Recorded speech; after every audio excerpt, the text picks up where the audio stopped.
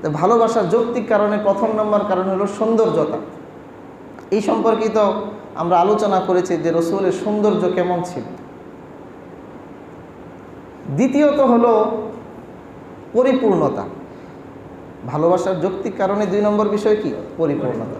এই পরিপূর্ণতা 2 দিক থেকে, একটা হলো চারিত্রিক গুণাবলী, একটা হলো মানবীয় গুণাবলী। মানবীয় গুণাবলী বলেন আর চারিত্রিক গুণাবলী বলেন, আমার আপনার নবী বিশ্বনবী সাল্লাল্লাহু আলাইহি ওয়াসাল্লাম এই গুণাবলীর সর্বোচ্চ শিখরে ছিলেন। সুবহানাল্লাহ। নবীর নাম যখন আসবে তখন আমরা মহব্বতের সাথে দরুদ পাঠ করব। রাজি আছি তো নাকি? ইনশাআল্লাহ।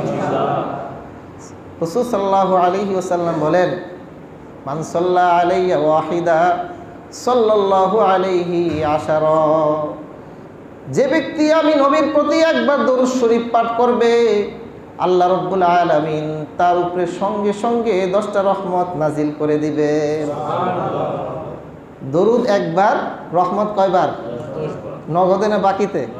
একেবারে নগদে। আমরা কয়েকবার দরুদ শরীফ পড়ি। সবচেয়ে ছোট দরুদ শরীফ হলো সাল্লাল্লাহু আলাইহি ওয়াসাল্লাম। আমরা মহব্বতের সাথে 3 বার 5 বার পড়ি, সাল্লাল্লাহু আলাইহি ওয়াসাল্লাম, সাল্লাল্লাহু আলাইহি ওয়াসাল্লাম, সাল্লাল্লাহু আলাইহি ওয়াসাল্লাম, সাল্লাল্লাহু আলাইহি ওয়াসাল্লাম, সাল্লাল্লাহু আলাইহি ওয়াসাল্লাম। মুহতারাম হাজিরিন, 50টা রহমত, তাই না? এই জন্য শুক্রবারের একটা বিশেষ আমলও কিন্তু দরুদ শরীফ পাঠ করা। যাই হোক, এই প্রসঙ্গে অন্য একদিন আলোচনা করব। যে বিষয় বলছিলাম, মানবীয় গুণাবলী এবং চারিত্রিক গুণাবলী রাসূল সাল্লাল্লাহু আলাইহি ওয়াসাল্লাম সর্বোচ্চ শিখরে ছিলেন। এই যে 4টা গুণ বললাম না, এই 4টা গুণের যে কোনো একটা কারণ কারোর মধ্যে যদি পাওয়া যায়, তাহলে মানুষ তাকে কি করে? মহব্বত করে, ভালোবাসে। আর এই 4টা গুণ যদি একত্রে একজনের মধ্যে পাওয়া যায়, তাহলে তাকে কি পরিমাণ ভালোবাসা উচিত। মজার ব্যাপার হলো, শুকরিয়ার ব্যাপার হলো যে রাসূলুল্লাহ সাল্লাল্লাহু আলাইহি ওয়াসাল্লামের মাঝে আল্লাহ রাব্বুল আলামিন এই 4টা গুণেরই বিপুল সমাহার ঘটিয়েছিলেন। সুবহানাল্লাহ। তাহলে রাসূলকে কি পরিমাণ ভালোবাসা উচিত আমাদের। মুহতারাম হাজিরিন, চারিত্রিক গুণাবলীর দিক থেকে আমার আপনার নবী বিশ্বনবী সাল্লাল্লাহু আলাইহি ওয়াসাল্লাম সর্বোচ্চ আসরে সমাসীন ছিলেন।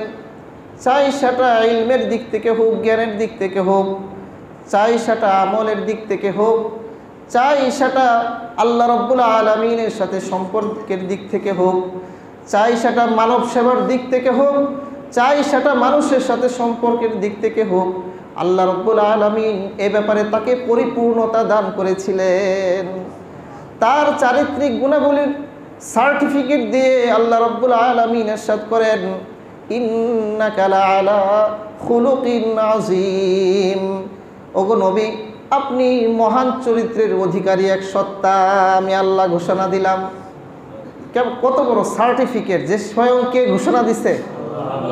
যার চরিত্রের সার্টিফিকেট ঘোষণা দিয়েছেন কে? আর আমাদের চারিত্রিক সনদ দেন চেয়ারম্যান সাহেব, তাই না? তাও কীরকম আমরা নিজেরাও জানি, তাই না? মুহতারাম হাজিরিন, এটা কত বড় একটা গুরুত্বপূর্ণ বিষয়। রাসূলুল্লাহ সাল্লাল্লাহু আলাইহি ওয়াসাল্লামের গুণাবলী এমন পর্যায়ে ছিল যে আদম আলাইহিস সালাতু ওয়াস সালাম থেকে নিয়ে শুরু করে রসুলের আগের নবীকে হযরত ঈসা আলাইহিস সালাতু ওয়াস সালাম, তাই না? হযরত আদম আলাইহিস সালাতু ওয়াস সালাম থেকে নিয়ে শুরু করে হযরত ঈসা আলাইহিস সালাতু ওয়াস সালাম পর্যন্ত যত নবী এবং রাসূল যত গুণাবলী নিয়ে, যত বৈশিষ্ট্য নিয়ে দুনিয়াতে এসেছেন, আল্লাহ রাব্বুল আলামিন আমাদের নবীকে একত্রে এই সমস্ত গুণাবলী দান করে দিয়েছে।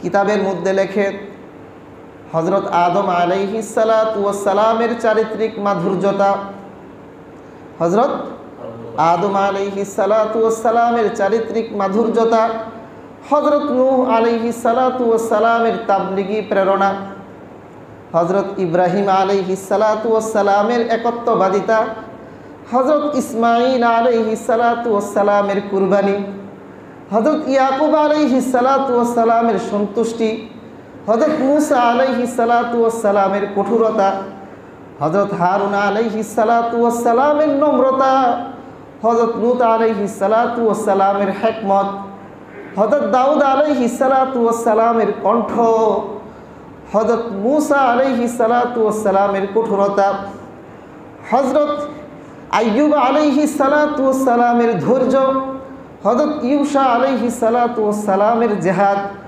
হযরত ইলিয়াস আলাইহিস সালাতু ওয়াস সালামের গাম্ভীর্যতা, হযরত ইয়াহইয়া আলাইহিস সালাতু ওয়াস সালামের পবিত্রতা, হযরত ঈসা আলাইহিস সালাতু ওয়াস সালামের দুনিয়া বিমুখতা, এই যে গুণাবলী আছে সমস্ত গুণাবলী আল্লাহ রব্বুল আলামিন আমার আপনার নবী বিশ্ব নবী সাল্লাল্লাহু আলাইহি ওয়াসাল্লামকে একত্রে দান করেছিলেন। সুবহানাল্লাহ।